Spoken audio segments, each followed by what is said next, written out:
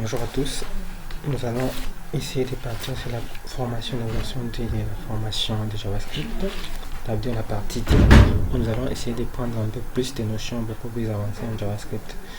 Les notions du début, c'était les notions plus élémentaires qui nous permettaient de faire du JavaScript, non seulement côté navigateur, mais c'était les notions de base sur lesquelles pourrait se reposer la partie suivante des JS.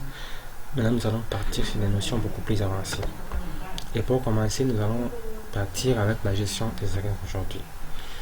Pour l'instant, j'ai déjà créé une page HTML et une page JS que j'ai reliée à partir de la balise script. Et nous allons essayer de travailler sur la partie script. Alors, on va commencer par expliquer d'abord la notion d'erreur. Les erreurs, c'est ce qui arrive lorsque dans votre code, vous faites soit une opération qui n'est pas permise, exemple la division de 0 par 0 dans une division, ou soit vous donnez à une fonction des paramètres qu'elle ne devait pas avoir et il commence à donner des résultats qui sont par exemple inattendus. Ça, ce sont des erreurs, d'abord des erreurs du niveau logique, et il y a aussi des erreurs du niveau syntaxe. Quand vous faites des erreurs du niveau syntaxe, alors ça vous renvoie les erreurs. Souvent, le JavaScript, ça vous renvoie les erreurs au niveau de la console du navigateur. Alors, dans cette partie, nous allons voir d'abord comment capturer nos erreurs. Ça veut dire que s'il y a une erreur qui arrive dans votre code, comment vous pouvez faire pour les capturer. Et ensuite, nous allons voir comment vous pouvez lancer vos propres erreurs. Alors, pourquoi, vous allez me dire pourquoi est-ce que ce sera nécessaire de lancer nos propres erreurs si les erreurs d'abord qui nous ont été générées par les codes, ça nous pose problème. L'importance de pouvoir créer nos propres erreurs, ça va nous permettre d'abord de pouvoir mieux contrôler ce que nous utilisons. Dans l'exemple simple, c'est lorsque je vais par exemple créer ma propre fonction. Quand je crée ma propre fonction, je dois l'utiliser dans une autre partie du code, parce qu'au fur et à mesure que vous allez avancer avec le JavaScript, il y aura des notions de parties, vous serez obligé de couper votre code en modules. Et ensuite, à ce moment-là, vous aurez besoin d'utiliser des fonctions que vous avez déjà créées dans d'autres fichiers. Et à ce moment-là, si vous utilisez mal ces fonctions-là, il y aura des erreurs. Des erreurs vont se générer dans des fichiers. Et si vous n'avez pas mis des erreurs dans des gestions et la capture des erreurs, vous aurez du mal à trouver ce qu'est l'erreur se trouver dans tel fichier. Plus le nombre de fichiers sera long, plus ce sera difficile de pouvoir capturer les erreurs. Alors, nous allons commencer par un exemple simple. Nous allons faire une fonction qui va essayer de calculer l'âge. Alors, cette fonction, il aura comme paramètre l'année de naissance. L'année de naissance. Et il va nous renvoyer la différence entre l'année actuelle, ça veut dire 2023, moins l'année de naissance. Alors, pour l'instant, c'est simple. On peut se dire que notre fonction est simple. Sauf que l'erreur peut arriver à quel niveau?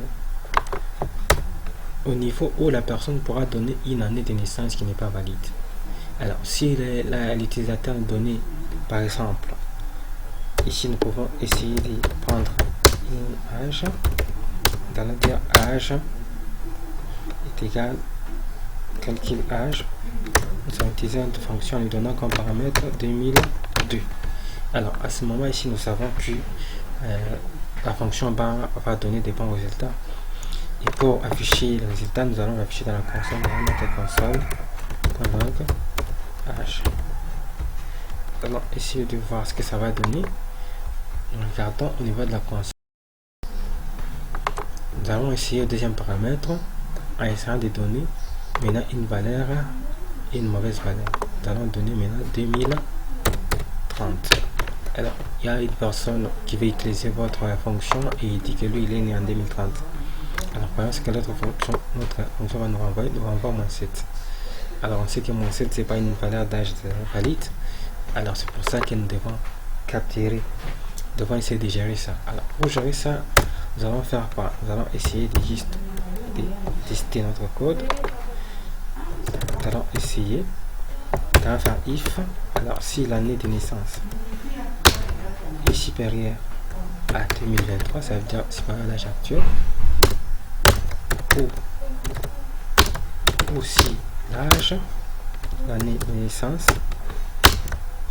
est inférieur à 0. ça veut dire on a des cas. Si l'année de naissance est supérieure à 2023, supérieure à l'année actuelle, ça veut dire que c'est invalide.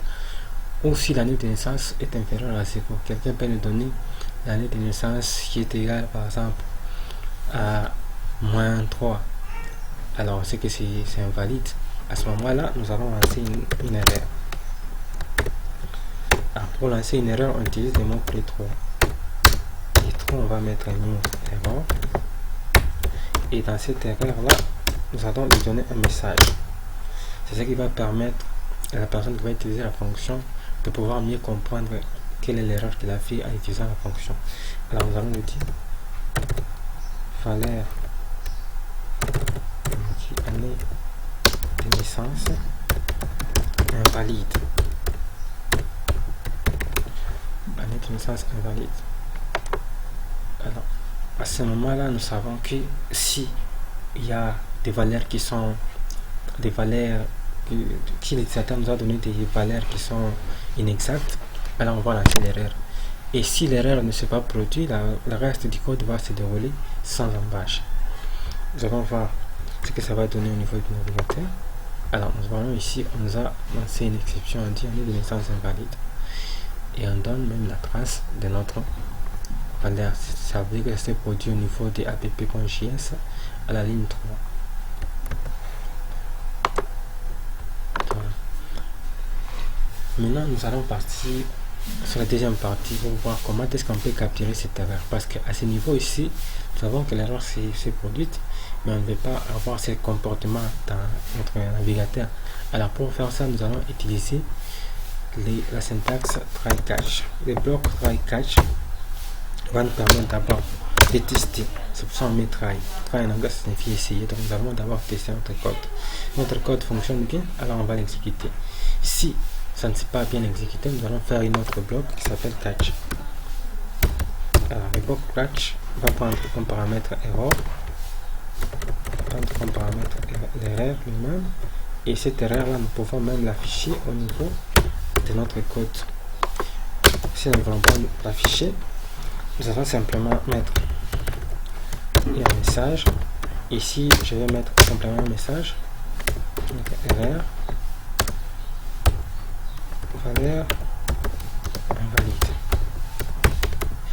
Alors ici je vais prendre un exemple beaucoup plus expéditif, donc beaucoup plus compréhensible. On va essayer de prendre des données à partir de l'utilisateur. Alors nous allons mettre une valeur. Nous allons utiliser la fonction prompt. On va mettre const user age égal prompt. Prompt, on va lui demander donner votre page. Et à ce moment-là, si la valeur a été bien donnée, nous allons mettre alerte. Nous allons essayer d'abord de prendre l'âge.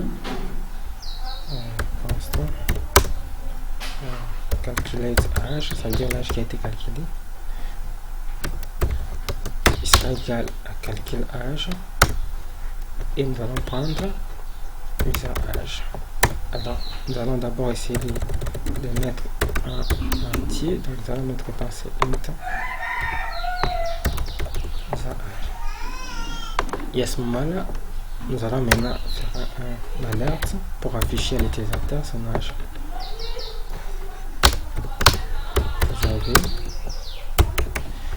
Ensuite, nous allons concaténer avec la valeur qu'on a calculée, plus calculer âge. Voilà. Maintenant, nous allons essayer de tester notre code pour voir à quel moment ça va bien fonctionner, à quel moment ça va générer des erreurs. Et à ce niveau ici, au niveau du catch, nous allons mettre une alerte pour indiquer à l'utilisateur valeur de l'âge. Donc je vais juste essayer de mettre de bonnes valeur de l'âge invalide, valeur de l'année de naissance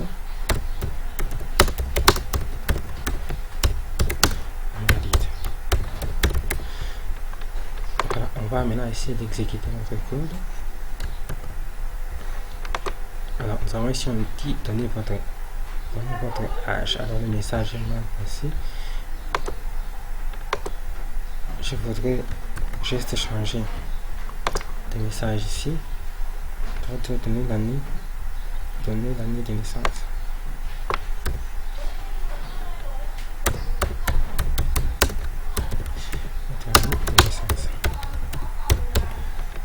Comme ça, ici on aura un très bon message. Alors, on dit donner votre année de naissance. Alors, le message est aussi toujours mal fait. Donnez votre année de naissance. Ok, il faudrait juste qu'on actualise. Ok, donnez votre année de naissance. Alors, je vais donner par exemple 2003. On va voir. Ok, vous avez 20. Voilà, là c'est bien fait. Nous allons essayer de tester encore une autre fois. Sauf que ici maintenant on va essayer de donner un morphée âge. Donc je vais donner par exemple 2050. Quand on dit valable, l'année de naissance est valide. Vous voyez qu'à ce moment-là, on a réussi à capturer nos erreurs de manière beaucoup plus simple. Alors, j'espère que cette vidéo vous a aidé. Et dans la partie suivante, nous allons essayer de voir des notions un peu plus avancées. Nous allons voir les notions d'asynchrone et des promesses. Alors, n'hésitez pas à me donner votre feedback par rapport à la vidéo et à m'écrire si vous avez des difficultés sur des points précédents ou sur le point sur lequel je viens de parler aujourd'hui.